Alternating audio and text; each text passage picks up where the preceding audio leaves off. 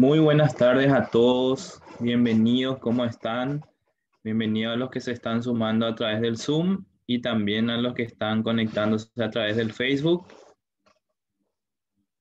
Hoy tenemos que hablar sobre conceptos y principios fundamentales en esta segunda introducción que tenemos en este curso de introducción a las NIF para pymes. Bienvenido a todos. Ahí le veo ya a través del Facebook a Antonio, a Lice, a Joa, Marta, Shirley, Rosana, Laura, Eduardo, Soledad, Patti, Concepción. También, a ver, le veo por aquí a través del Zoom. Ya está Cristina, David, Juan, Nelson. Y se van sumando más colegas a esta transmisión que ya vamos a dar inicio en 2 minutos. Bienvenido a los que se van sumando. Cuéntenos de dónde nos están siguiendo, de qué rincón del país están conectados. Veo por ahí a Sonia que se va uniendo también, a Gabo, a Patricia, bienvenidos a todos.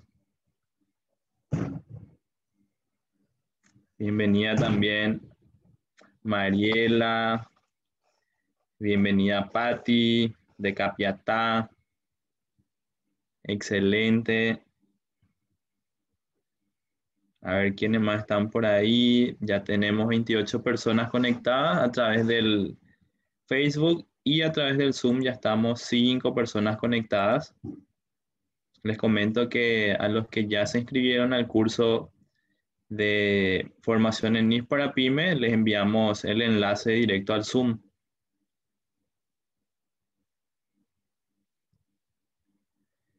Muy bien, vamos a dar noticia importante también al finalizar el encuentro del día de hoy de esta aula abierta número 9 ya que estamos teniendo en IAE.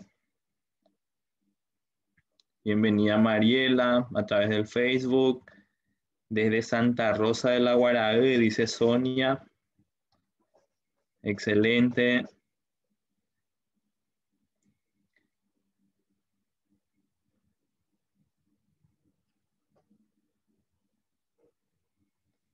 Estamos ya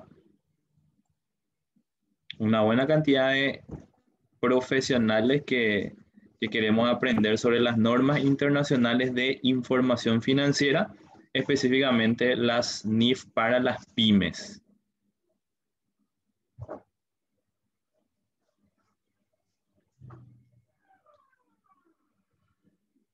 Excelente, ahí se van sumando más colegas.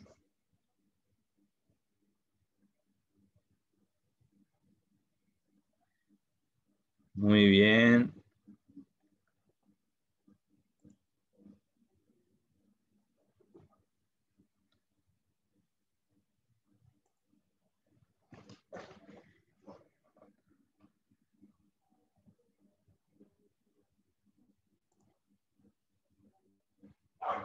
Bienvenida Vivian, ahí se está sumando también.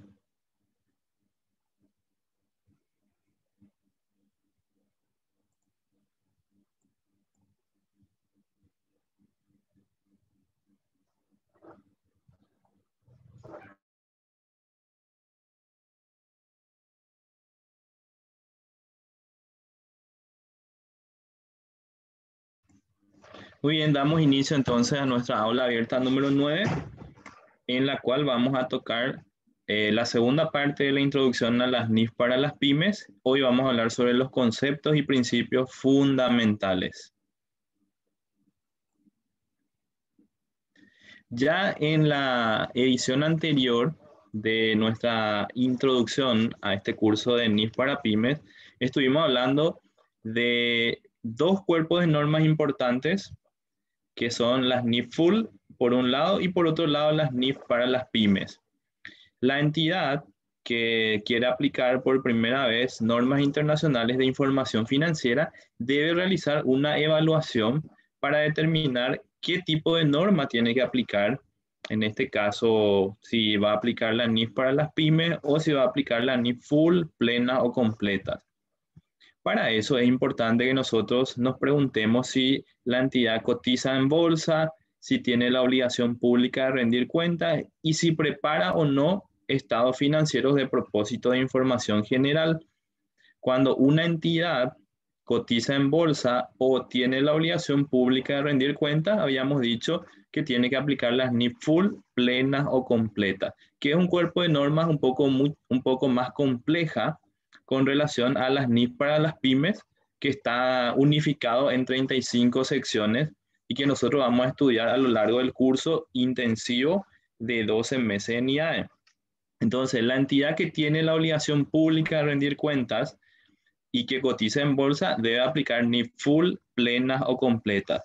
Y por otro lado, las entidades que no tienen la obligación pública de rendir cuentas y no cotizan en la bolsa, habíamos definido ya en el primer encuentro que deben aplicar la NIF para las pymes.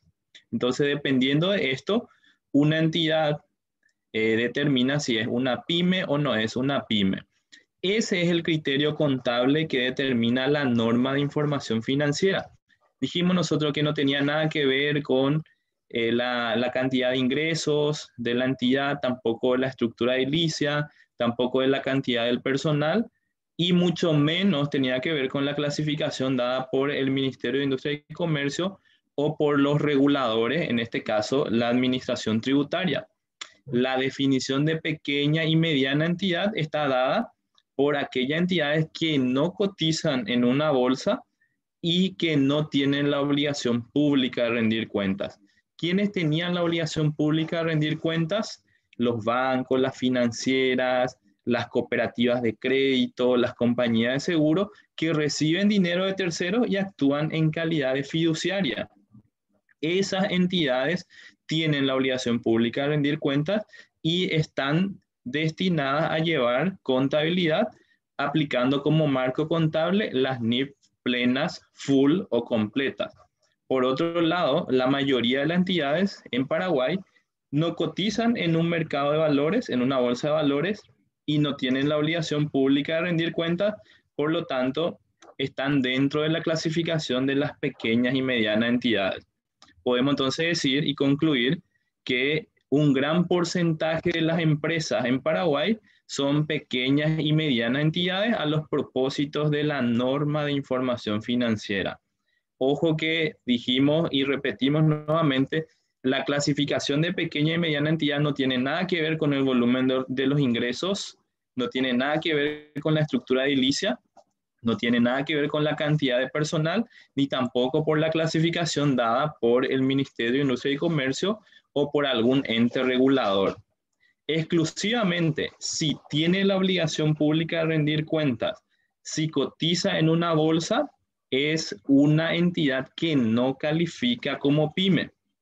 Y las entidades que no cotizan en la bolsa y no tienen la obligación pública de rendir cuentas son pequeñas y medianas entidades.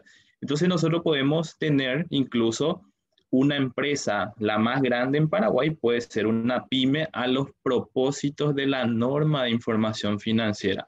Ojo que esa es una cuestión muy importante que tenemos que entender.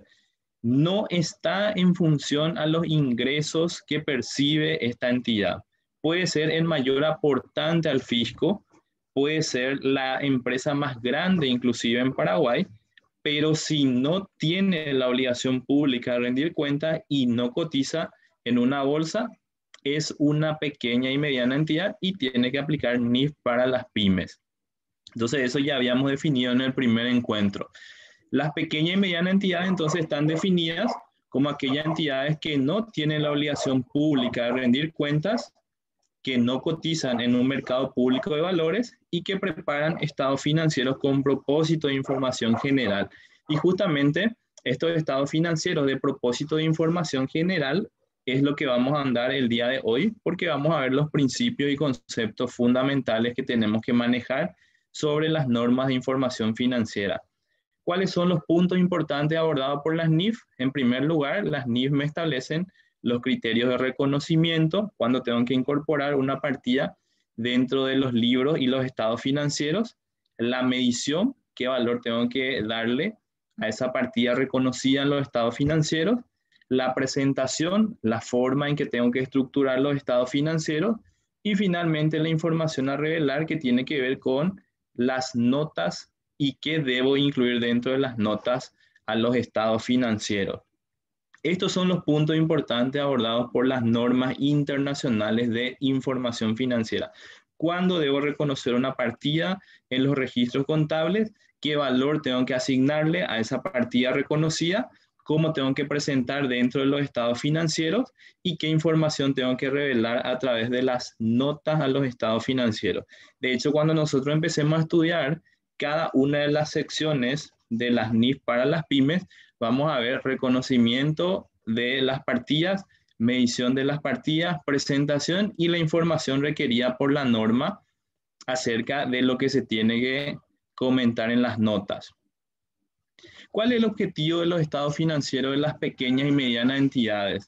El objetivo de los estados financieros de una pequeña o mediana entidad es proporcionar información sobre la situación financiera, el rendimiento y los flujos de efectivo de la entidad que sea útil para la toma de decisiones económicas de una amplia gama de usuarios de los estados financieros que no están en condiciones de exigir informe a la medida de sus necesidades específicas de información. Fíjense que hoy por hoy nosotros tenemos algunos entes, usuarios de la información financiera externos que nos piden mucha información. Incluso a veces cuando estamos requiriendo, por ejemplo, de algún tipo de financiación, de un préstamo por el estilo, estos entes suelen pedirnos hasta reportes internos. En realidad, el objetivo de los estados financieros de las pequeñas y medianas entidades no es suministrar informaciones de tipo específico a esos usuarios externos de la información, sino que están preparados para que se elaboren, se presenten a estos usuarios de la información financiera como un propósito de información general. O sea, los usuarios externos no están en condiciones de exigirme a mí que yo prepare estado financiero a la medida de sus necesidades específicas de información. Significa que deben contentarse con la información que yo presento a través de los estados financieros. Justamente en uno de los grupos, en estos días y semanas anteriores, estuvimos debatiendo ese tema que era muy importante, ¿verdad? Porque hoy por hoy los bancos, las financieras, los entes que otorgan préstamos nos piden un montón de requisitos para poder acceder. Incluso nos piden declaraciones juradas, nos piden reporte de venta, proyección de alguna manera de estado financiero, de flujo de caja. Eso ocurre porque no estamos preparando estados financieros de acuerdo a las normas de información financiera. Si nosotros preparásemos estados financieros, si nosotros preparásemos estos estados financieros de acuerdo a las normas internacionales, nosotros sabemos muy bien que los usuarios externos no nos van a pedir información adicional y no nos deben pedir información adicional porque el objetivo de los estados financieros es proporcionar información de calidad para la toma de decisiones. En este caso, el que me va a otorgar el préstamo tiene que únicamente concentrarse en los estados financieros que yo le presento para que determine si me va a dar o no el crédito. El futuro inversionista, con ese estado financiero que yo le presento, según las normas internacionales, ya tiene que quedarse conforme y con eso debe evaluar si va a invertir o no dentro de la empresa. El proveedor que me va a otorgar un financiamiento, estado financiero ya se tiene que ver por servido en cuanto a la información que necesita para tomar la decisión. ¿Por qué hoy por hoy los usuarios externos nos piden un montón de información incluso para cruzar y ver si los datos son reales? Justamente porque no llevamos ya según las normas internacionales de información financiera. De hecho, en uno de los grupos habían preguntado, era una empresa, comentaba una de las colegas que estaba pidiendo un financiamiento del exterior y le preguntaban qué tipo, su sistema contable, si estaba adecuado a algún tipo de marco contable, si era ni para las PYME, full, ¿sí? Y en realidad nosotros no aplicamos en Paraguay normas internacionales de información financiera lastimosamente. Entonces, ese puede ser un punto también cuando una entidad requiere algún financiamiento del exterior o incluso un financiamiento interno. ¿Por qué? Porque nosotros estamos acostumbrados a llevar contabilidad sobre la base de criterios fiscales y esa contabilidad no sirve más que para administración tributaria para fines de cumplimiento. Ojo, estamos acostumbrados nosotros a mirar cuando vamos a reconocer una partida en los estados financieros, en los registros contables, que dice la norma fiscal con respecto a esa partida. En realidad tiene que ser lo contrario. Primero nos tenemos que irnos a la norma de información financiera y posteriormente, para la liquidación de los impuestos, nos vamos a las normas fiscales. La mayoría de las contabilidades que se llevan en Paraguay se cimentan sobre criterios fiscales y esos estados financieros que se presentan no son útiles para tomar decisiones. Por eso los usuarios externos requieren información adicional, por eso los bancos, las financieras nos piden reportes internos, proyección de flujo de caja por un periodo de tiempo para evaluar si va a otorgarnos o no el crédito. Por eso los usuarios externos, los proveedores, los inversionistas nos piden información adicional a la presentada en los estados financieros, porque carece de validez nuestros estados financieros.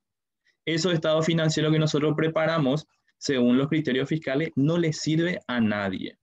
No le sirve a nadie, lastimosamente. Ni siquiera sirve para tomar decisiones económicas. Y la finalidad de estos estados financieros justamente es que sea útil para tomar decisiones económicas.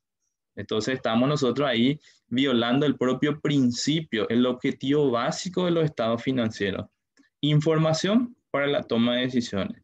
Si yo no estructuro, si yo no elaboro los estados financieros sobre la base de estos criterios o estándares internacionales, mi reporte, mi estado financiero carece de validez para tomar decisiones económicas. No sirve, en pocas palabras. No sirve. Y eso nosotros recién nos damos cuenta una vez que nos adentramos a estudiar las normas de información financiera. Había sido, yo estaba llevando una contabilidad fiscal. La contabilidad fiscal no le sirve a nadie. La contabilidad fiscal no le sirve ni siquiera a la administración tributaria. A la administración tributaria lo que le interesa es la liquidación de los impuestos. Y un tema muy importante es que la administración tributaria no se puede meter en las cuestiones contables. Únicamente me puede decir si esa partida que yo estoy reconociendo es un ingreso grabado, es un ingreso exonerado, es un ingreso no alcanzado, o me puede decir si es un gasto deducible o no a los efectos fiscales. Entonces tengan en cuenta eso porque es algo muy importante y a veces cometemos el error de mirar las reglas fiscales para el registro en la contabilidad. Ese es el peor crimen que podemos hacer en contabilidad. Reglas fiscales para liquidación de impuestos. Reglas contables para el reconocimiento, la medición, presentación y la revelación en los estados financieros. Fíjense, por favor, que aquí tenemos algunas características cualitativas que deben reunir la información presentada en los estados financieros. En primer lugar, debe ser comprensible. Esta información que nosotros revelamos a través de los estados financieros debe presentarse de tal forma que los usuarios puedan entender lo que se está tratando de exponer, ya sea a través del activo, del pasivo, del patrimonio, de los ingresos y de los gastos. Se supone que estos estados financieros se preparan para usuarios que mínimamente tienen un conocimiento de contabilidad. Se supone que, pero evidentemente esa comprensibilidad no en todos los casos se da por parte de los usuarios, porque tenemos personas que no tienen idea de lo que es la contabilidad, pero no por eso yo debo dejar de revelar y debo dejar de introducir dentro de los estados financieros partidas que son significativas. Eso quiere decir que, evidentemente, aunque el usuario de la información financiera no tenga un conocimiento acerca de la contabilidad, eso no significa que yo voy a hacer mi contabilidad para que sea accesible al entendimiento del usuario de la información. No, al contrario, yo tengo que revelar toda la información, tengo que reconocer toda la información material de la contabilidad, por más de que el usuario de la información financiera tenga ese conocimiento para entender. Ojo que algunos, ¿verdad?, creen que nosotros tenemos que preparar estados financieros de tal forma que el usuario entienda. Y la función de los estados financieros no es esencialmente que el otro entienda, sino presentar la verdadera situación de la empresa, situación financiera, rendimiento y los flujos de efectivo de la entidad. Entonces, eso es muy importante que podamos nosotros entender. Por supuesto que en ese momento, cuando estamos nosotros preparando los estados financieros, sí tenemos que tener algunas cuestiones para que sea comprensible los estados financieros. Por ejemplo, utilizar cuentas que son sencillas y que se puedan entender, no cuentas que son, de repente tienen una denominación bastante compleja, uno tiene que rebuscarse otra vez en el diccionario para entender. No, tiene que ser en un lenguaje sencillo, pero esa sencillez no significa que yo tengo que omitir información relevante y que tengo que dejar de revelar cuestiones importantes también en las notas.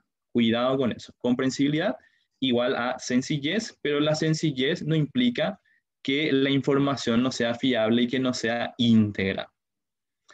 La segunda característica de la información financiera que se tiene que presentar en los estados financieros es la relevancia. Y la relevancia tiene que ver sobre todo con la influencia para tomar decisiones económicas de estos usuarios de la información financiera. A veces nosotros creemos que los usuarios de la información financiera son los gerentes, los administradores internos de la entidad. La finalidad de los estados financieros no es directamente en forma interna, sino para los usuarios externos de la información financiera.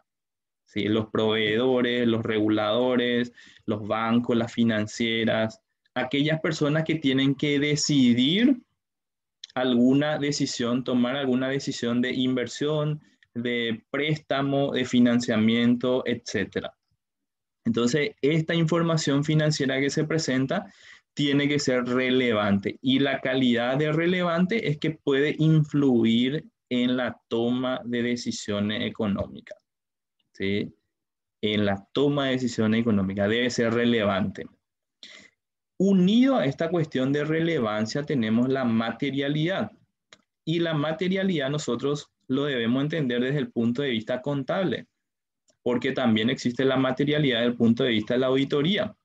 La auditoría establece y hay una fórmula por la cual se calcula la materialidad. Y cualquier, digamos, error que esté dentro de esa materialidad se considera no significativo y que no altera significativamente la composición de la situación financiera, el rendimiento y los flujos de efectivo de la entidad. Eso es desde el punto de vista de la auditoría. Cuando hablamos de materialidad en contabilidad se refiere a que esa información, si se omite esa información, esa partida, si no se reconoce o se presenta erróneamente en los estados financieros, si puede influir en las decisiones económicas de los usuarios, entonces es material y esa información es relevante. Cuidado con eso. La materialidad en contabilidad no tiene nada que ver con un monto, no tiene nada que ver con un monto, con un valor, sino yo tengo que sentarme a evaluar si esa omisión de la información o si ese error puede influir en la decisión económica. ¿Qué pasaría si yo dejo de registrar una partida? ¿Cambiaría la decisión que puedan tomar los usuarios de la información financiera? Si la respuesta es sí, entonces estamos frente a un hecho material, a una información material y por ende relevante y por ende que debe registrarse en los estados financieros. Entonces, esta relevancia, esta importancia relativa o esta materialidad depende de la magnitud, de la naturaleza de la omisión o de la inexactitud. Y fíjense que tenemos dos cuestiones importantes aquí. Omisión y por otro lado la inexactitud, que sería el error. Entonces, cuando yo detecto en los estados financieros que hay un error, tengo que evaluar si es material. Si esa información que está en forma errónea en los estados financieros, de alguna manera puede influir en la toma de decisiones de los usuarios de la información financiera. Si la respuesta es sí, entonces es material. ¿Sí? Es material. Y por otro lado, si yo tengo un evento no registrado, también tengo que preguntarme si ese evento no registrado influye o no en la toma de decisiones de los usuarios de la información financiera. Sin embargo, hay una cuestión importante también que nos dice la SNIF: no es adecuado cometer o dejar sin corregir desviaciones no significativas. Queremos a veces, como yo siempre digo, queremos legalizar algunas cuestiones. Y decimos, no, no es significativo porque no excede tal porcentaje. Y queremos dejar así nomás y legalizar lo que está mal. Cuando hay una desviación, hay un error, a pesar de no ser relevante, de no ser material, es importante que se corrija el error para conseguir una mejor presentación de los estados financieros. Entonces, puede ser que no sea material, puede ser que el error o la desviación no altere la decisión del usuario de la información financiera, pero no por eso yo tengo que legalizar el error o legalizar la desviación. Al contrario, en la medida de lo posible, yo tengo que corregir esas desviaciones no significativas para conseguir una presentación mejorada de la situación financiera, el rendimiento y los flujos de efectivo de una entidad. Por otro lado, también otra característica importante de la información que tiene que estar reflejada en los estados financieros es la fiabilidad. Ojo, fiabilidad. Y la fiabilidad tiene que ver con que la información que se proporciona a los estados financieros debe estar libre de error significativo. O sea, fíjense bien a qué me dice la norma. Me dice libre de error significativo, o sea, libre de error material. No me dice que tiene que ser perfecto, no, pero tiene que estar libre de error significativo y sesgo.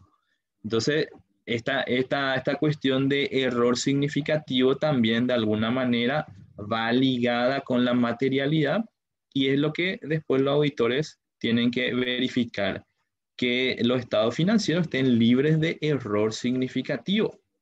Puede ser que haya errores, que no sean materiales, pero la información tiene que ser fiable. Por eso cuando el auditor se pronuncia y emite su opinión sobre la razonabilidad de los estados financieros, dice en un párrafo que los estados financieros presentados por la entidad al tanto de diciembre del 2000 tanto se encuentran o presentan razonablemente la situación financiera, el rendimiento y los flujos de efectivo de la entidad.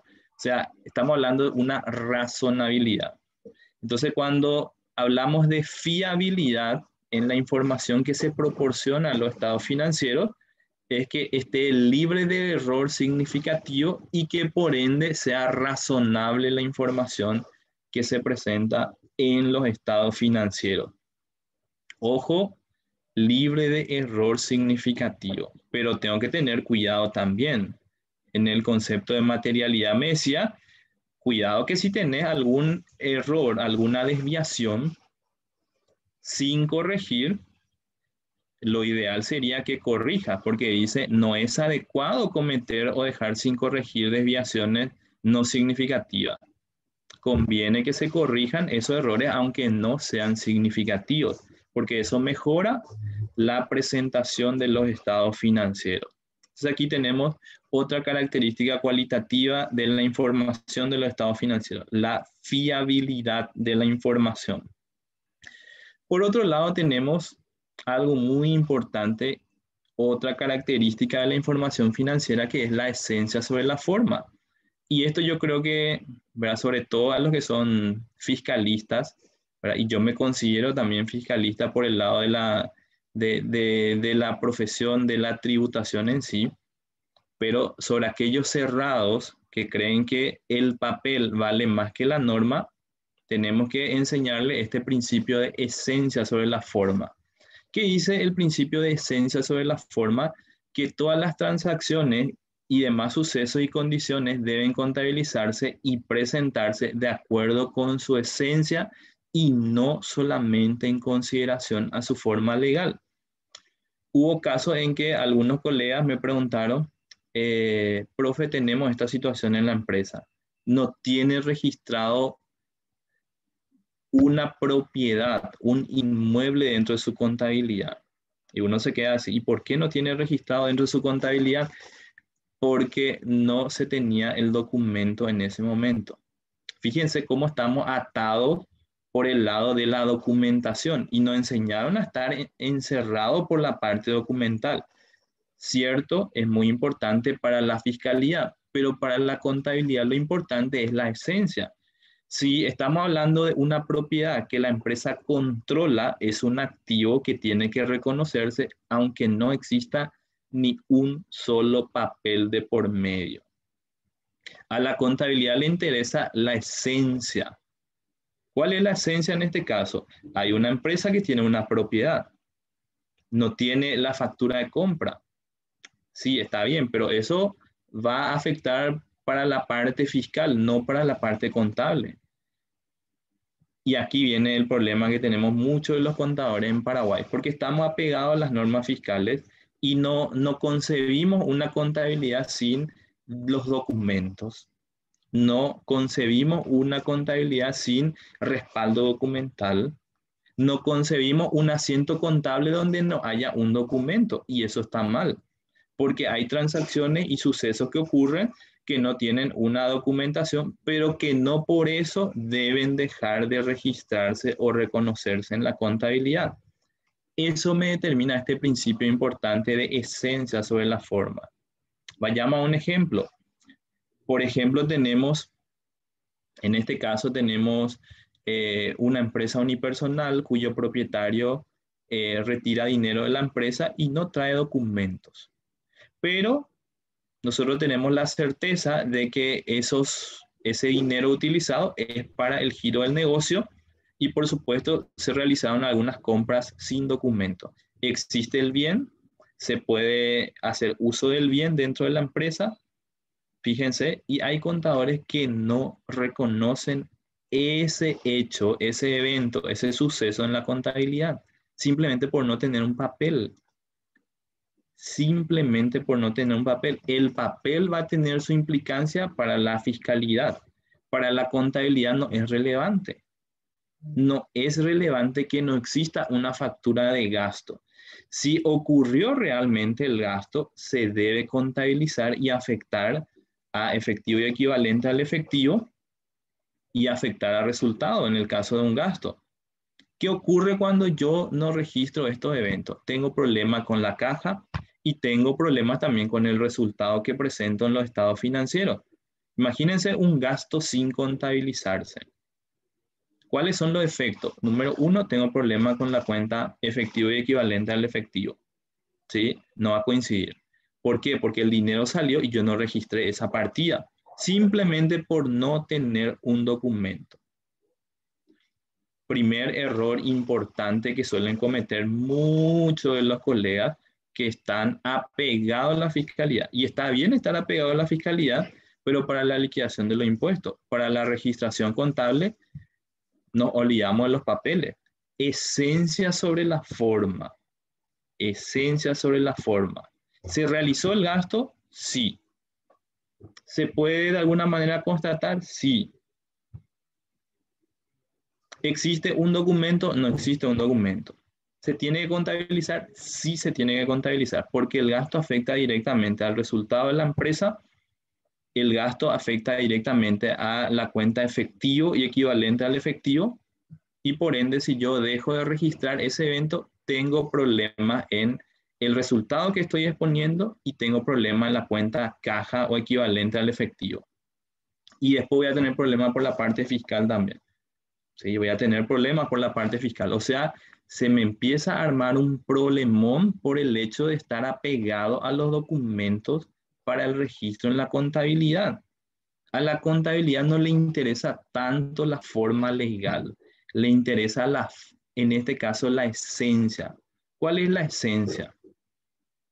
¿Qué es la esencia en este caso? El gasto se realizó, salió dinero de la entidad, entonces tiene que registrarse por más de que no se tenga un comprobante legal. ¿Sí? Después ya vamos a ver por la parte fiscal, si no tengo un documento, va a ser un gasto no deducible, voy a pagar más impuesto a la renta sobre ese gasto, pero no por eso debo dejar de registrar el gasto o debo dejar de registrar el evento, el suceso, la transacción. Hay empresas que no tienen activos, propiedad, planta y equipo dentro de su contabilidad y resulta ser que tienen esos bienes de propiedad, planta y equipo. ¿Y por qué no registraban? Por estar apegado a la documentación. ¿Sí? Entonces tenemos que sacarnos a poco esa idea de que para registrar en la contabilidad tenemos que tener un documento. No es así. Si no tengo un documento, igual debo registrar y después cuando voy a liquidar el impuesto, voy a ver las consecuencias que voy a tener. Probablemente voy a pagar más impuesto a la renta, va a ser un gasto no deducible, pero eso ya es un evento posterior. Primero, yo me tengo que centrar en el reconocimiento. Y ese reconocimiento tiene que ver con el registro en la contabilidad. Entonces, este principio es fundamental para que nosotros podamos entender que en la contabilidad prima la esencia y no la forma legal. Para la forma legal, después nos vamos a la liquidación de los impuestos. Probablemente va a ser un gasto no deducible. En la mayoría de los casos se va a pagar más impuesto a la renta, pero eso ya es algo posterior. Entonces, tengan en cuenta este principio que es muy importante que podamos entender y manejar. Otro principio importante también o característica cualitativa de la información financiera es la prudencia. Y la prudencia tiene que ver con que no se permite, en este caso no se permite que se dé una inexactitud por el lado de los activos y los pasivos. Fíjense lo que dice la prudencia. Es la inclusión de un cierto grado de precaución al realizar los juicios para efectuar las estimaciones requeridas bajo condiciones de incertidumbre, de forma que los activos y los ingresos no se expresen en exceso. O sea que yo tengo que realizar un juicio, yo tengo que determinar cuando existe cierto nivel de incertidumbre, lo que tengo que mirar es que los activos y los ingresos no se sobrevaloren y que los pasivos, los gastos, no se expresen en defecto, que sería por debajo de su valor. Eso es lo que establece esta característica de prudencia. No se permite la infravaloración deliberada de los activos o ingresos o la sobrevaloración deliberada de los pasivos o gastos. En síntesis, la prudencia no permite el sesgo. ¿Sí? Entonces, cuidado. Prudencia no permite el sesgo, no se permite la infravaloración de los activos o ingresos o la sobrevaloración de los pasivos o gastos, porque eso va a tener una consecuencia también en la información que se presenta y en la fiabilidad de la información. Otra característica importante cualitativa de la información que se presenta en los estados financieros es la integridad. Integridad. Y este concepto de integridad tiene que ver con la fiabilidad de la información. Integridad. La integridad viene de íntegro, de completo, de pleno, de cabal. ¿Sí? Entonces, cuando hablamos de integridad, nos estamos refiriendo a que en los estados financieros están reflejados todos los eventos que se consideran materiales y que la información se encuentra completa dentro de los límites de la materialidad y el costo. Una omisión puede causar que la información sea falsa o equívoca y por lo tanto no fiable y deficiente en términos de relevancia. Entonces aquí, cuando hablamos de integridad, nos estamos refiriendo a que lo que se espera de los estados financieros es que se presenten todos los eventos, todos los sucesos, todas las transacciones que están dentro de los límites de la materialidad y el costo. ¿Sí? Integridad.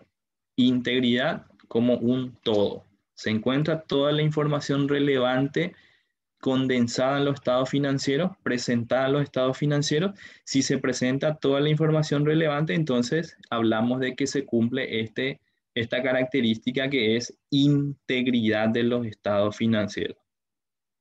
Integridad. También es una característica cualitativa de la información que se tiene que presentar en los estados financieros.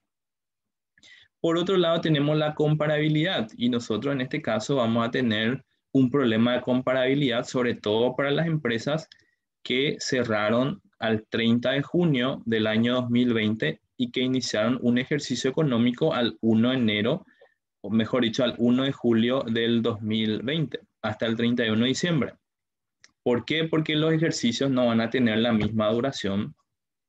¿Sí? Entonces vamos a ver qué efecto va a tener eso en la comparabilidad de la información financiera. Los usuarios deben ser capaces de comparar los estados financieros de una entidad a lo largo del tiempo para identificar las tendencias, evaluar la situación financiera, el rendimiento y para realizar ciertas proyecciones y análisis sobre lo que ocurrió. Para eso se utiliza la información financiera de calidad. No esa que preparamos para cumplir con la administración tributaria. Esa no sirve para los propósitos de los estados financieros. Para los propósitos de toma de decisión. No sirve. No sirve porque utilizamos criterios fiscales. Y los criterios fiscales están alejados de los estándares internacionales. Es solamente para cumplir, en este caso, para cumplir con los impuestos fiscales. No tienen nada que ver con la información financiera. Y eso es lo que nosotros tenemos que grabarnos en nuestro chip. Que cuando preparamos estado financiero tenemos que hacerlo sobre la base de las normas de información financiera. No sobre los principios y reglas fiscales. No, para nada luego. Para la liquidación del impuesto nos vamos a las reglas fiscales.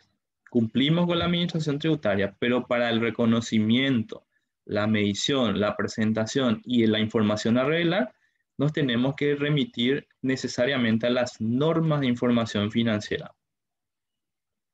Entonces, fíjense, la comparabilidad tiene que ver con un tema muy importante, pero no solamente se limita a las cifras que se exponen de un periodo con otro periodo, sino sobre todo tiene que ver con que los criterios aplicados sean los mismos y sean uniformes en un periodo y otro periodo.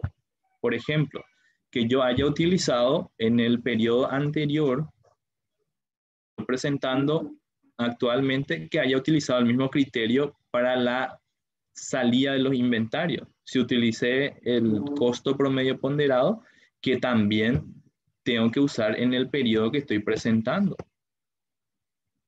¿Por qué? Porque de eso se trata la comparabilidad.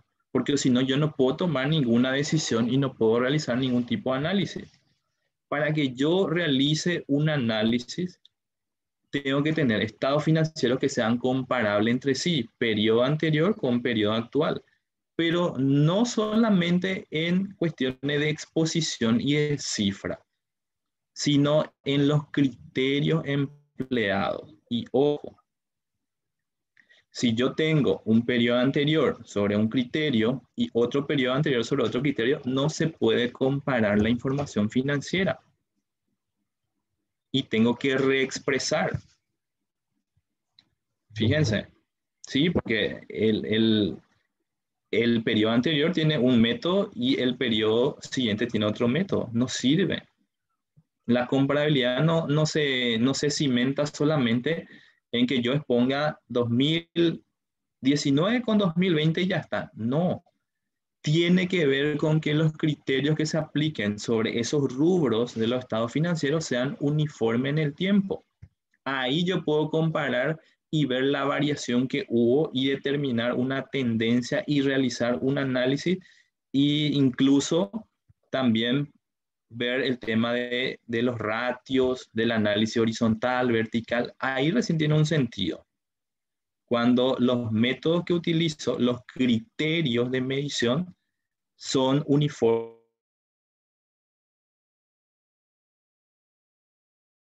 Entonces, fíjense bien aquí. Se supone que los usuarios de la información financiera tienen una idea de que los criterios que se aplican son uniformes de un periodo a otro y también de que los periodos se comparan porque tienen la misma duración. Tienen la misma duración. Y fíjense lo que va a ocurrir en términos fiscales. En términos fiscales, para aquella empresa que cerraron al 30 de junio del 2020, van a tener que presentar recién los estados financieros, no en este periodo 2021, sino en el 2022 recién. Pero eso es para cumplimiento fiscal. Cuidado con eso. Los estados financieros que nosotros presentamos a la administración tributaria es para cumplimiento fiscal. Por supuesto que no tiene que ser diferente al que nosotros tenemos para los propósitos de la norma de información financiera. No estamos hablando de dos estados financieros diferentes, pero cuando yo presento para los usuarios externos, fíjense que yo tengo que presentar en forma comparativa con los periodos de igual duración. No puede ser que tenga yo un periodo de 12 meses y otro de 18. Y en esos casos en donde no se puede de alguna manera conciliar, se tiene que revelar en las notas que hubo un cambio en la reglamentación que me obligó a presentar de alguna manera los estados financieros.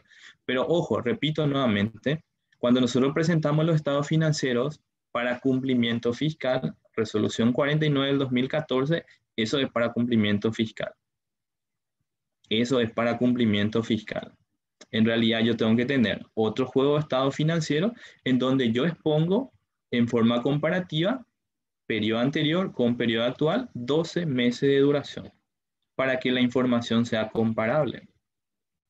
Porque si no voy a tener un periodo de 12 meses, otro de 18 y la información no se puede comparar. Son periodos diferentes, tienen duración diferente. ¿Sí? Esos problemas se van a ir presentando a medida que vamos avanzando.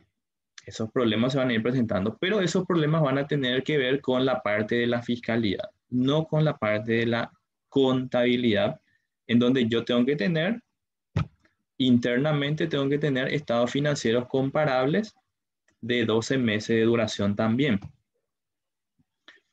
Entonces, esa es una cuestión muy importante.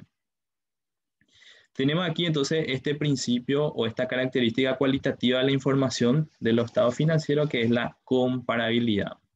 La oportunidad, yo creo que aquí en Paraguay al menos, creo que estamos muy atrasados todavía en la oportunidad.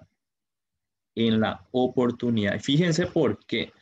Porque se supone que nosotros tenemos que preparar los estados financieros para influir en las decisiones económicas de los usuarios, para que se tomen decisiones económicas en función a esos estados financieros. ¿Qué ocurre en la mayoría de los casos? Como estamos apegados a la fiscalidad, nosotros creemos que tenemos que presentar los estados financieros en el mes de mayo o ahora en el mes de junio que se realizó la prórroga de presentación. No, eso es cumplimiento fiscal. Eso es de cumplimiento fiscal. La información financiera, los estados financieros tienen que estar disponibles lo antes posible para que se puedan proyectar sobre esa cifra y tomar decisiones económicas. Y si ustedes me preguntan a mí, la norma no dice ninguna fecha, no dice en el mes de febrero, en el mes de marzo, en el mes de abril, no. Pero la oportunidad implica que la información tiene que estar disponible para tomar la decisión. No sirve más un estado financiero que presente en junio. Ya deja de ser, ya deja de cumplir con el objetivo, la finalidad de los estados financieros. Vas a cumplir con la SED, pero para tomar decisiones cuando ya está más de la mitad del año o ya está en la mitad del año, ¿qué más vas a poder proyectar si ahí recién tenés listos los estados financieros? probablemente ya no vas a poder proyectar nada. Tiene que estar disponible en la medida de lo posible, lo antes posible. Lo antes posible. Y lo antes posible, si ustedes me preguntan a mí, en el mes de enero. Máximo, al finalizar el mes de enero, se tiene que tener ya los estados financieros para que los usuarios puedan proyectar todo el año y para que los usuarios puedan tomar decisiones económicas. Después nos vamos a estresar ahí llevando al formato de la resolución 49, pero esto ya es para cumplimiento fiscal nada más. Nosotros anteponemos el cumplimiento fiscal al objetivo más importante de los estados financieros.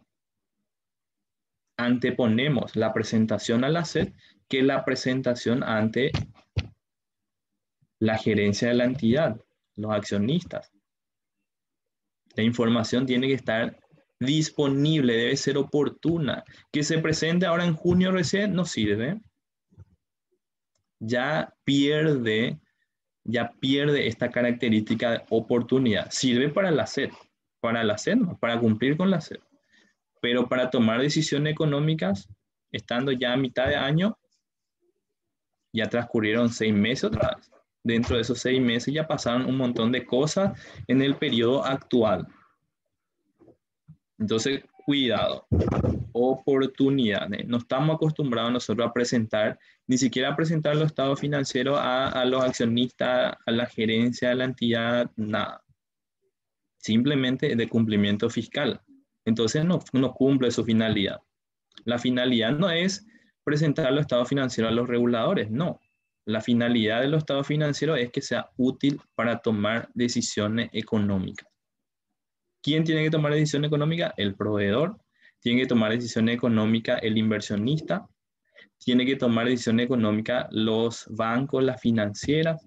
Y para eso tiene que estar disponible lo antes posible sobre estos principios que están establecidos en las normas internacionales de información financiera. Por otro lado, también hay una característica que se denomina esfuerzo y costo desproporcionado. Esta es una característica también cualitativa de los estados financieros, en donde la norma misma me aplica ciertas exenciones para algunos requerimientos de la norma. ¿Qué es lo que significa eso? Cuando, por ejemplo, en una de las secciones va a decir, cuando no sea posible obtener ese valor porque vas a incurrir en un costo o en un esfuerzo desproporcionado, no aplique nomás ese requerimiento. Utiliza el otro criterio. Pero yo no puedo aplicar esta exención a todos los requerimientos de la norma, solamente en los casos en que me dice expresamente. Y vamos a encontrar nosotros en algunas secciones que la propia norma nos va a decir, siempre y cuando se pueda obtener esa información sin un esfuerzo o costo desproporcionado.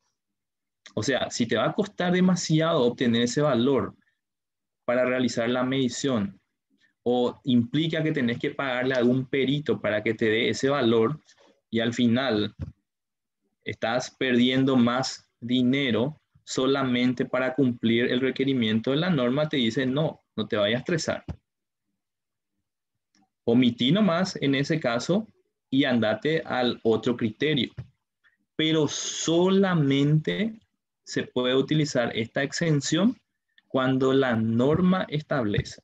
No puedo yo aplicar como regla general, ahora no me conviene porque incurro en un costo o esfuerzo desproporcionado. Hay algunos requerimientos que son indispensables, que garantizan la fiabilidad de la información financiera. Esos requisitos, esos requerimientos de esa norma no tienen exenciones. La norma no me va a decir si te cuesta obtener la información en términos de esfuerzo o costo desproporcionado, no aplique. Cuando no me dice, no puedo aplicar la exención. Solamente cuando me dice, puedo aplicar la exención y aplicar otro criterio que me establece la norma. Entonces eso es muy importante que entendamos también. Esta es otra característica cualitativa de la información. ¿Qué nos muestran entonces los estados financieros? Los estados financieros nos muestran la situación financiera, el rendimiento financiero y los flujos de efectivo de la entidad. Tres cuestiones importantes. Por eso cuando los auditores se expiden sobre los estados financieros, dice, los estados financieros de la entidad presentan razonablemente la situación financiera, el rendimiento y los flujos de efectivo para los periodos cerrados al 31 de bla, bla, bla. ¿Sí? Entonces nos muestra la situación financiera, el rendimiento y los flujos de efectivo. La situación financiera la vemos en el estado de situación financiera, que nosotros conocemos popular o tradicionalmente como balance general. Se puede llamarle balance general y se puede llamarle balance general siempre y cuando nosotros entendamos que allí nosotros vemos la situación financiera de la entidad, cómo la empresa obtiene los recursos a través de financiamiento propio o financiamiento de terceros. Entonces, por el lado izquierdo tenemos los recursos y por el lado derecho tenemos el financiamiento. Financiamiento externo con terceros sería pasivo y financiamiento propio sería el capital aportado por los inversionistas. Recurso igual a financiamiento. En eso se resume la ecuación contable básica. Recurso igual a financiamiento. Recurso activo, financiamiento pasivo y patrimonio. Entonces, ¿qué es el activo? El activo es un recurso que la empresa controla como resultado de un suceso pasado del que la entidad espera obtener en el futuro beneficio económico. O sea, es un recurso controlado por la entidad. Y este recurso controlado por la entidad no necesariamente tiene que estar respaldado con un documento. Acuérdense, esencia sobre la forma. Esencia sobre la forma. Recursos. Si la empresa controla un recurso como resultado de un suceso pasado y espera obtener beneficio económico de ese recurso, entonces tiene que reconocer como activo. Y fíjense que cuando hablamos de recurso es un concepto amplio. Y esta es la definición de activo que me trae la norma. Recurso controlado por la entidad. ¿Sí? No me habla de bienes, derechos a favor de la empresa como nos enseñaron, sino que el concepto es mucho más técnico. Recurso que la empresa controla. Se habla de un control y el control no está asociado exclusivamente a la propiedad legal. No, el control está asociado sobre los riesgos y ventajas que se derivan del recurso controlado.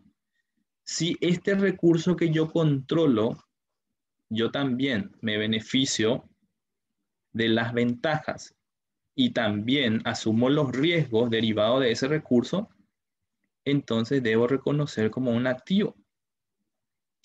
Ah, y ahí vienen entonces las situaciones que se pueden presentar.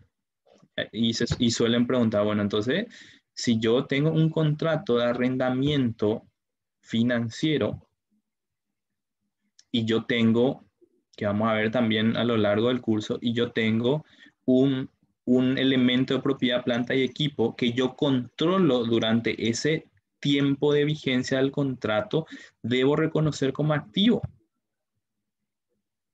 Y ahí ya empezamos a preguntarnos, ¿sí? Y esa es la idea. Cuando yo tengo el control del activo, por más de que no tenga la propiedad legal, si yo controlo los riesgos y ventajas del bien, debo reconocer como activo. Si yo espero que de ese activo puedo obtener beneficio económico en el futuro en forma directa o indirecta, debo reconocer como activo. Esta es la definición de activo de las normas internacionales de información financiera. No esa que leemos en los libros que nos dice bienes, derechos, inversiones. No, recurso controlado por la entidad. Recurso, suceso pasado, beneficio económico. Fíjense, y beneficio económico está ligado a las ganancias. El pasivo es una obligación presente de la entidad. Ojo, me habla una obligación hoy. surgida a raíz de sucesos pasados, al vencimiento del cual y para cancelarla, la entidad espera desprenderse de recursos que incorporan beneficio económico, o sea, desprenderse de efectivo y equivalente al efectivo. Obligación presente. La contabilidad pues tiene que ver con hechos que ya pasaron. Se contabilizan hechos pasados. Los hechos que se denominan pasivo contingente solamente se registran o reconocen cuando se cumplen ciertas condiciones. Por ejemplo, cuando hay una certeza de que se va a tener que pagar ese gasto y cuando se puede determinar el valor. Ahí sí se puede reconocer ese pasivo contingente. Sí, pero solamente en casos especiales. En reglas generales, el pasivo siempre es una obligación que tengo hoy, presente. Y el patrimonio se define como la parte residual de los activos de la entidad una vez deducido todos sus pasivos. Es lo que queda del activo después de descontar el pasivo, el neto. Ese es el patrimonio. Y fíjense, por favor, que muestra el rendimiento. El rendimiento muestra la relación de los ingresos y gastos. Dijimos nosotros, la situación financiera, relación de activo, pasivo y patrimonio. El rendimiento muestra la relación de ingreso y gasto. Y los ingresos son los incrementos en los beneficios económicos que se producen a lo largo del periodo sobre el que se informa en forma de entradas o incremento en el valor de los activos o bien como decremento de los pasivos. Y fíjense que es una definición súper técnica y preciosa a la vez. ¿Por qué digo preciosa a la vez? Porque me habla que el ingreso es un incremento en los beneficios económicos, en las ganancias. ¿Cómo se produce? En forma de entrada o incremento del valor de los activos. Por ejemplo, fíjense, quiero que traigan a la mente el asiento de una venta. ¿Qué es lo que nosotros registramos por el lado del debe? La forma en que se cobró. Registramos la cuenta clientes, cuentas por cobrar, deudores por ventas, registramos efectivo y equivalente al efectivo o recaudación a depositar o caja y acreditamos la cuenta de ingresos. O sea, fíjense bien lo que me dice aquí. Se producen en forma de entradas o incremento de valor de los activos. Cuando yo estoy vendiendo, se está incrementando el valor del activo, porque yo debito las cuentas por cobrar, deudores por venta, clientes, recaudación a depositar o caja. Se incrementa el valor del activo. Ahí tenemos un ejemplo de cómo se produce el ingreso por el incremento en el valor de los activos. Entonces, todo incremento del activo, aumento del activo, por lo general va a ser un ingreso. Por lo general. No siempre, ¿eh? Tampoco es una regla que tenemos que tomar como tal y eso vamos a ver también en este curso que vamos a tener. Vamos a ver con ejemplos prácticos de cómo una entrada o incremento de valor del activo genera un ingreso. Y por otro lado, fíjense, también el ingreso se da como o se produce como decremento de los pasivos. Sí, como decremento de los pasivos. Por ejemplo, cuando yo tengo una cuenta por pagar y me hacen un descuento porque yo voy a pagar antes de la fecha de vencimiento, disminuye el pasivo y se genera un ingreso. Descuentos obtenidos. Ese es un ingreso. Fíjense entonces, se puede producir en forma de incremento del activo o decremento de pasivo. Y los gastos son decrementos o disminuciones en los beneficios económicos que se producen en forma de salidas o disminución del valor de los activos. En el ejemplo de la venta, si nosotros nos vamos en el costo de venta, ¿qué ocurre? Registro el gasto y acredito las mercaderías. Entonces el gasto se genera por la disminución del activo. o también por la generación o aumento de los pasivos. Cuando, por ejemplo, yo tengo que registrar los sueldos que todavía no voy a pagar, pero los sueldos que ya se devengaron. ¿Cuál es el asiento contable? Bueno, y tenemos los sueldos, sueldos y jornales, y por el lado del haber vamos a tener sueldos y jornales a pagar. Entonces yo estoy reconociendo ya por el devengamiento el gasto y se incrementa el pasivo. Entonces se puede dar el gasto por disminución de los activos o por decrementos o por generación o aumento de los pasivos, que finalmente produce un decremento en el patrimonio. El gasto hace que el patrimonio disminuya. Por eso nosotros llevamos al final el resultado. Si tuvimos una pérdida, llevamos restando al patrimonio, porque repercute en el patrimonio. Y la ganancia que se produce a través de los ingresos, llevamos también el patrimonio, y eso hace que incremente el patrimonio. Y fíjense esta última parte que vamos a compartir en esta introducción número 2. Vamos a tener otros eventos también durante el mes, varios todavía, en los que vamos a ir tocando cuestiones conceptuales y algunos ejercicios también para ir preparándonos para el curso que vamos a iniciar en el mes de junio, que va a tener un enfoque práctico, como ya vimos, que incluye la definición de los ingresos. Tenemos, por un lado, los ingresos de actividad ordinaria y las ganancias. Los ingresos de actividad ordinaria son los ingresos que tienen que ver con la razón de ser de la entidad. O sea, yo me tengo que preguntar a qué se dedica la empresa, cuál es el objeto social, cuál es el ramo de la entidad, venta de electrodomésticos. Entonces, su ingreso de actividad ordinaria va a estar dada por la venta de los electrodomésticos. Dependiendo de a qué se dedique la entidad, vamos a obtener los ingresos de actividades ordinarias. Y pueden haber algunos que se dediquen a la comercialización, entonces su ingreso de actividad ordinaria va a ser las ventas. Hay otras empresas que son comisionistas, entonces su ingreso de actividad ordinaria va a ser el cobro de la comisión. Hay empresas que se dedican a prestar dinero, entonces su ingreso de actividad ordinaria va a ser el cobro de los intereses.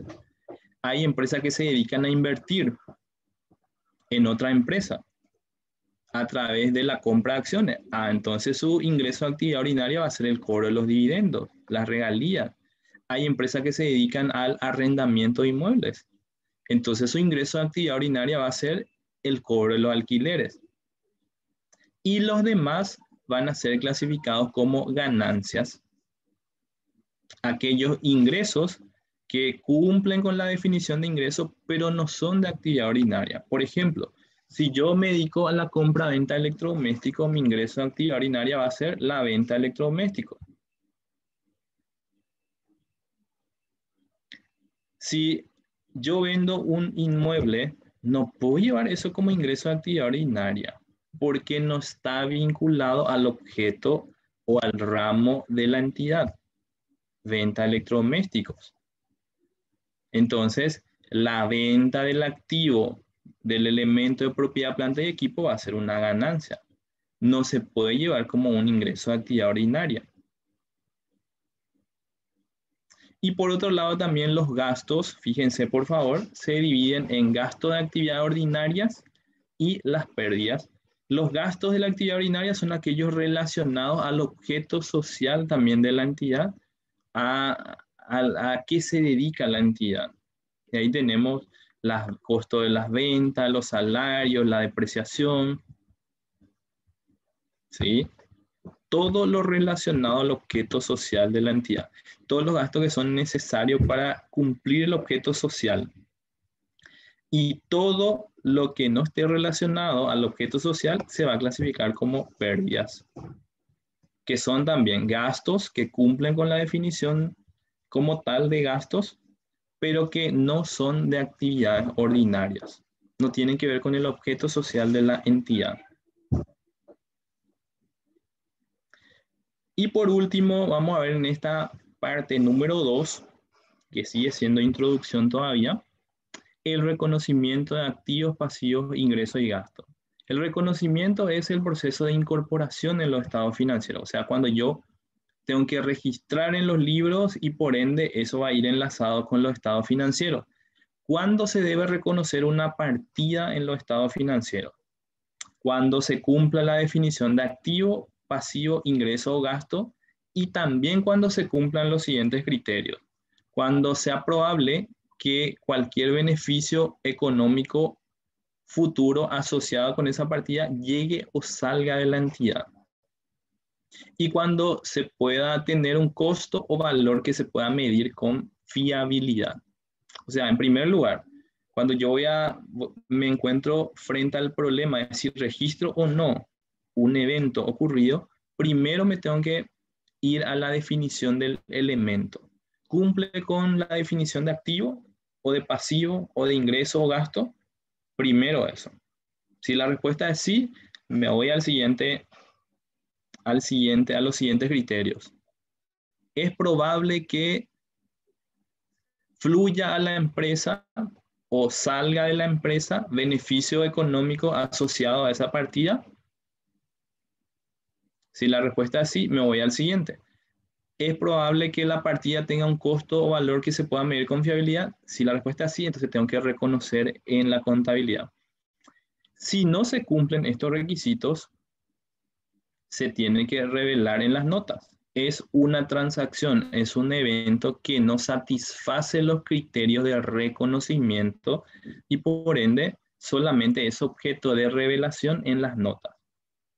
Pero ojo, la falta de reconocimiento de una partida que satisface esos criterios no se rectifica mediante revelación de las políticas contables ni tampoco a través de notas. Cuidado con eso. Si se cumplen todos estos requerimientos, todos estos requisitos, estos criterios, yo tengo la obligación de incorporar en los estados financieros. No puedo yo decir, no, voy a llevar nomás las notas. No se puede, y eso es lo que me dice la norma aquí. No se rectifica mediante la revelación de las políticas seguidas, ni tampoco a través de las notas. Tenés que reconocer en los estados financieros, porque se cumple la definición del elemento y también los criterios, se satisfacen los criterios requeridos. Muy bien. Por aquí vamos terminando y les voy a presentar el curso Formación en NIF para PYME, en donde vamos a profundizar en las normas internacionales de información financiera aplicadas a las pequeñas y medianas entidades en forma práctica. Va a tener una duración de 12 meses en total. Yo les cuento que ya se llenaron los cupos. Les digo bien luego. Ya tenemos más de 50 personas ahora mismo dentro del curso, pero vamos a habilitar unos cupos adicionales porque nos están pidiendo.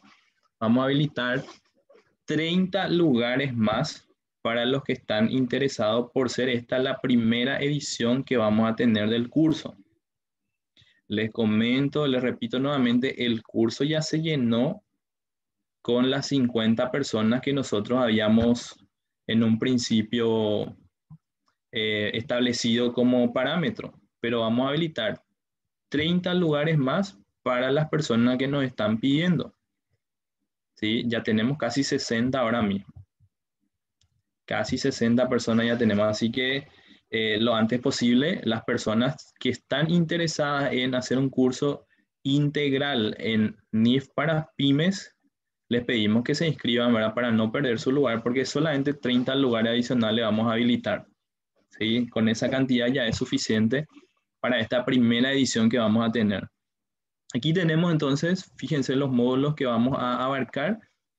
Tenemos la introducción, contabilidad con enfoque en la NIF para las pymes. Luego ya vamos a ver las herramientas que vamos a aplicar. Excel aplicable a las NIF. Vamos a ver ahí un Excel financiero que tenemos que nosotros conocer previamente para aplicar valor razonable, cómo se calcula la tasa de retorno, el valor del dinero en el tiempo. Y luego ya nos vamos a las secciones de las NIF para las pymes. Aquí tenemos efectivo equivalente al efectivo, estado de flujo de efectivo, instrumentos financieros básicos, inventarios, propiedades, planta y equipos, propiedad de inversión, activos biológicos, impuesto diferido, arrendamientos, inversiones asociadas, negocios conjuntos, ingresos de actividad ordinaria y pasivo y patrimonio. Fíjense, son en total 54 clases. Son más de 220 horas cátedras que vamos a tener en este curso súper completo que se va a desarrollar en la modalidad virtual en vivo. Acá no hay, yo no voy a poder hacer en vivo, no. Todos los que se inscriben tienen que hacer virtual en vivo y vamos a hacer con la cámara abierta. Vamos a hacer con la cámara abierta. Ya les cuento luego a los que están inscritos y también a los que se están inscribiendo en estos momentos. Vamos a realizar a través del Zoom, la plataforma, van a ser 3 horas, una vez por semana, y también van a tener acceso a nuestra plataforma Moodle con un usuario y contraseña para acceder a todas las clases grabadas y los materiales. Como siempre repetimos, los materiales sí pueden descargarse, pero las grabaciones no. Van a estar disponibles ahí durante el tiempo de duración del curso y un mes adicional también. Fíjense por favor aquí la inversión general del curso. Durante abril y mayo tienen bien 250.000, 12 cuotas. A partir de junio, 12 cuotas de 300.000. O sea que si estas personas interesadas, los colegas que quieren inscribirse, se inscriben en junio recién, entonces ya cambia el precio, ya es 12 cuotas de 300.000. Y atiendan bien, por favor, seguimos con esta promoción especial para las inscripciones hasta el 10 de mayo, hasta el lunes. El lunes se cierra la promoción especial. Fíjense, por favor, para las personas que se inscriben hasta el 10 de mayo, el lunes ya vence, solo van a hacer 11 pagos de 250.000. O sea, se les va a exonerar el último pago. En lugar de 12, van a pagar 11 nada más. Van a tener acceso a todas las aulas abiertas y cápsulas para crecer durante un año. Durante un año, todos los contenidos que se van generando en cápsulas para crecer y aula abierta van a tener disponible en su plataforma con todos los materiales utilizados. Y de regalo también un combo de herramientas para el contador. ¿De qué se compone este combo? Acceso durante un año de un curso e-learning de plan de cuenta, cómo se elabora plan de cuenta, un curso e-learning de conciliación bancaria, un curso e-learning de costeo de inventario y un curso súper completo de Excel contable. ¿Sí? Por de pronto, estos son los combos de regalos que van a tener si se inscriben hasta el 10 de mayo. Repito nuevamente, ya tenemos casi 60 personas. O sea, ya sobrepasamos la cantidad que inicialmente establecimos como límite. 50 nomás pusimos como límite y ya tenemos casi 60. Pero porque nos están pidiendo muchos colegas, 30 lugares más vamos a habilitar y les pedimos que los que están interesados se inscriban ya para acceder al combo de regalo. Solo 11 pagos de 250.000, se les va a exonerar el último pago. Van a tener acceso durante un año a todas las aulas abiertas, cápsulas para crecer, todos los materiales que vamos generando y también este combo de herramientas que estoy viendo aquí para incrementar los regalos. Estoy viendo aquí para incrementar los regalos. Y les comento también que las personas que ya se inscribieron ya tienen acceso a la plataforma. ¿Sí? O sea, ustedes se inscriben y nosotros ya le damos acceso a las aulas abiertas y cápsulas que tenemos en la plataforma. Este combo de herramientas se va a habilitar cuando inicia el curso en el mes de junio. ¿Sí? Pero ya tienen acceso. Los que ya se inscribieron, ya completaron su inscripción, ya tienen acceso, ya nos comunicamos con ellos, ya están dentro de la plataforma y ya pueden ver en cualquier momento las clases de aula abierta y cápsulas para crecer. Así que le invitamos a todos los que quieran sumarse, habilitamos 30 lugares más, ya estamos súper con la cantidad, ya sobrepasamos los 50, les cuento bien, pero queremos dar la oportunidad como es la primera edición y probablemente después de un año recién vamos a poder sacar otro curso Así que queremos que aprovechen si tienen la oportunidad en esta primera edición. Repito nuevamente, entonces, si ustedes se inscriben hasta el 10 de mayo, van a hacer solamente 11 pagos en lugar de 12, van a acceder a todas las aulas abiertas y cápsulas para crecer durante un año, y este combo de herramientas se les va a habilitar en forma gratuita durante un año. Durante un año, incluso un mes más le vamos a dar después de que termine el curso, van a poder seguir accediendo.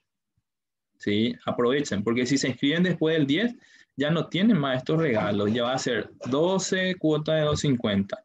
Ya no hay acceso a aula abierta y cápsula para crecer, ya no hay acceso a los combos de herramientas, ¿sí? Ya es normal. Y a partir de junio ya es, en lugar de 250, ya es 300.000. Entonces queremos que aprovechen lo antes posible, que se inscriban para poder acceder a estos regalos. Ahí tienen el número de contacto, por favor, para las personas interesadas. Voy a colocar también en el Facebook. Ahí coloco en el Facebook y escríbanle, por favor. En serio les digo que ya estamos casi 60 personas. Así que 30 lugares más habilitamos. Aprovechen lo antes posible, que eso se llena rápido. ¿Sí? Inscríbanse ya y accedan a los regalos, que queremos que accedan a los regalos que vamos a ir incrementando, ¿eh? Yo me comprometo aquí a sumar por lo menos 2 o 3 cursos más, ¿sí? De regalo para las personas que se inscriben hasta el 10, que es el lunes. Ojo con eso, el lunes termina esta promoción, después ya van a pagar en lugar de 11, 12 cuotas de 250 y no tienen estos regalos. Y en junio sí que es 12 cuotas de 300.000. Así que aprovechen, por favor. Muy bien, muchísimas gracias a todos los que se sumaron a la transmisión, todos los que están en el Zoom. Ya están 7 personas, hoy participaron de los que ya se inscribieron. Y por otro lado tenemos a varias personas también conectadas a través del Facebook. Vamos a tener varios eventos dentro del mes todavía de introducción. Nos estamos preparando a poco para el curso intensivo que vamos a tener de 12 meses, formación en NIF para las pymes. Así que espero que tengan un buen resto de jornada y cuídense mucho, por favor. Muy buenas tardes a todos. Nos encontramos en cualquier momento. La próxima semana tenemos un evento de lanzamiento que vamos a estar comentándole en estos días también. Buenas tardes a todos.